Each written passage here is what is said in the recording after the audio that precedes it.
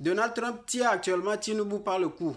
Il dit les États-Unis vont couper toute aide au Nigeria et seront obligés d'intervenir militairement s'il le faut si les chrétiens continuent par être tués par les rebelles au Nigeria. Oui, le Nigeria souffre actuellement d'un problème de liberté de religion, de liberté de culte. Les musulmans massacrent les chrétiens depuis très longtemps. En 2023, on a parlé de près de 8000 chrétiens massacrés au Nigeria. Des villages entiers rayés de la carte. Donc à un moment donné, il faudrait que ça cesse. Puisque Tinubu ne veut pas régler ce problème, les États-Unis veulent venir régler ça. Même dans les commentaires, les Nigériens sont d'accord que les États-Unis viennent régler ce problème-là pour eux.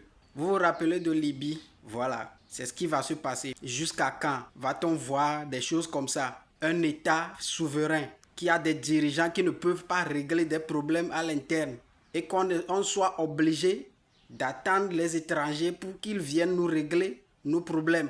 Parce qu'ils sont occupés à ramasser tout ce qui est richesse du pays et à oublier le peuple. En 2025, il y a encore ces histoires de nettoyage ethnique, ces histoires de liberté de culte. Le Nigeria a beaucoup de pétrole. Et vous savez que dans tous les pays où il y a des ressources, les États-Unis deviennent les sauveurs de ce peuple.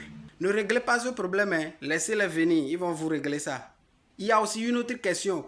Qui finance ces rebelles? Ces terreaux-là, qui les arme? Vous savez. Parce qu'on parle des gens qui ont des armes plus sophistiquées, même que les policiers, les militaires de nos pays, qui les arment.